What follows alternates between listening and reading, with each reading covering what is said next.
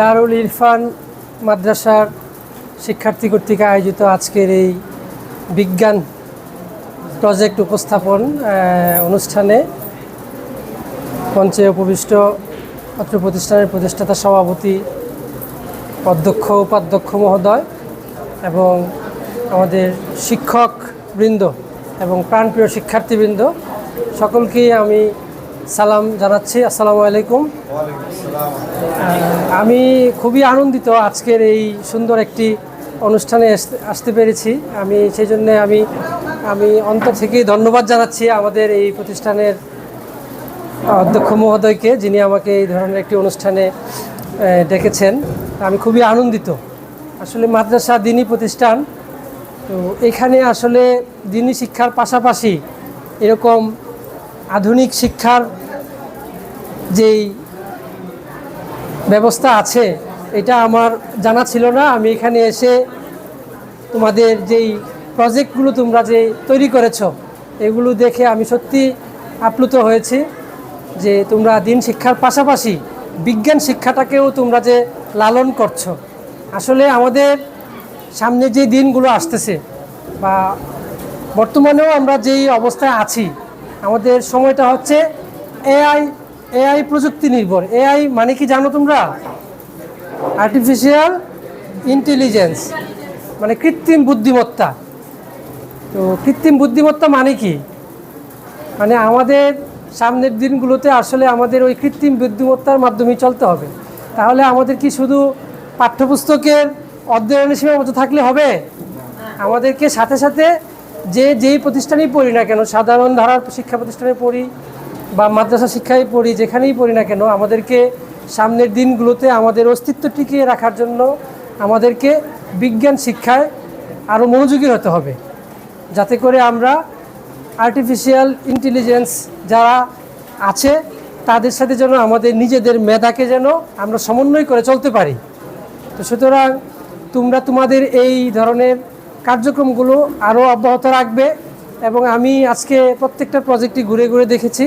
এখানে কেউ বিজ্ঞান সংশ্লিষ্ট প্রজেক্ট তৈরি করেছ, কেউ বিজ্ঞানের বাইরে গিয়েও মানে কিভাবে একটা শহরগুলোকে আধুনিকভাবে পরিকল্পিতভাবে মানে শহরগুলো বাড়িঘরগুলো তৈরি করা যায়, এগুলোও তৈরি করেছো। তো সবগুলোই খুব সুন্দর হয়েছে। তবে তোমরা এগুলো করার আগে এগুলো সম্পর্কে আরও ভালো করে তোমাদেরকে স্টাডি করতে হবে। তোমাদের যারা বিজ্ঞান শিক্ষক আছেন তোমরা তাদের সহযোগিতা নিতে হবে। প্রয়োজনে এখন ইউটিউব থেকে তোমরা সহযোগিতা নিতে পারো। যেমন এখানে এই ভূমিকম্প যেটা, আর্থকুইক যেটা, মানে ভূমিকম্পর পূর্ব সতর্কতা যেটা, এটা আসলে কিভাবে কাজ করবে, যে আমি একটা দেখলাম, দেখে তৈরি করে ফেললাম, তাইলে তো এটা হবে না। মূলত এটা আসলে কাজটা কিভাবে করবে আমাকে ওই বিষয়টা জানতে হবে। এবং এইটা কি আমি আমাদের প্রত্যেকটা বাড়িতে কি এটা আমরা সেট করতে পারি কি না, সেট করতে গেলে কি কি ব্যবস্থা নিতে হবে, এইগুলো সম্পর্কে তোমাদেরকে আরও জানতে হবে।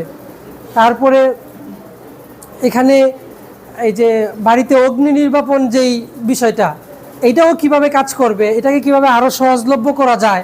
এবং প্রত্যেকটা বাসায় এখন তো আমাদের প্রায়ই আমরা দেখি প্রত্যেক বাড়ি এরকম বিভিন্ন ধরনের সিলিন্ডার গ্যাস থেকে অগ্নি মানে বিস্ফোরণ ঘটে, এতে করে আমাদের অনেক ক্ষয়ক্ষতি হয়।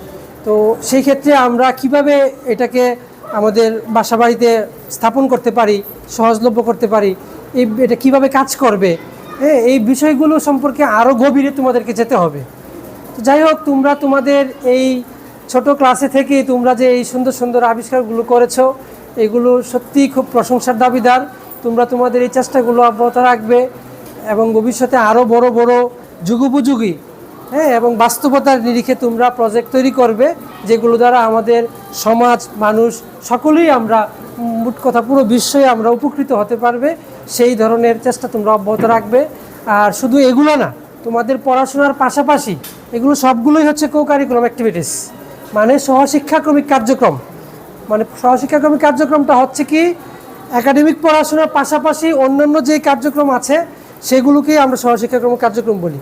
তো সুতরাং তোমরা শুধু বিজ্ঞান প্রজেক্ট আবিষ্কার না, তোমরা বিভিন্ন ধরনের সহশিক্ষাক্রমিক কার্যক্রম আছে সেগুলোর সাথেও তোমরা অন্তর্ভুক্ত হবে। যেমন খেলাধুলা, কালচারাল প্রোগ্রাম, ইসলামী সঙ্গীত, তারপরে হামদনাদ প্রতিযোগিতা, তারপরে মাদ্রাসা শিক্ষার্থীরা তো সাধারণত গান বাজনাতে তোমরা যাও না, হামনাতটা তোমরা এগুলাতে তোমরা অংশগ্রহণ করা, হ্যাঁ, তারপরে খেলাধুলা বিভিন্ন ধরনের ইভেন্টস আছে, এগুলো যে তোমরা অংশগ্রহণ করা, সামগ্রিক সহশিক্ষাক্রমিক কার্যক্রম যেগুলো আছে এগুলোকে আমরা সারা বছরব্যাপী পড়াশোনার পাশাপাশি আমাদেরকে এগুলোর সাথে সম্পৃক্ত থাকতে হবে।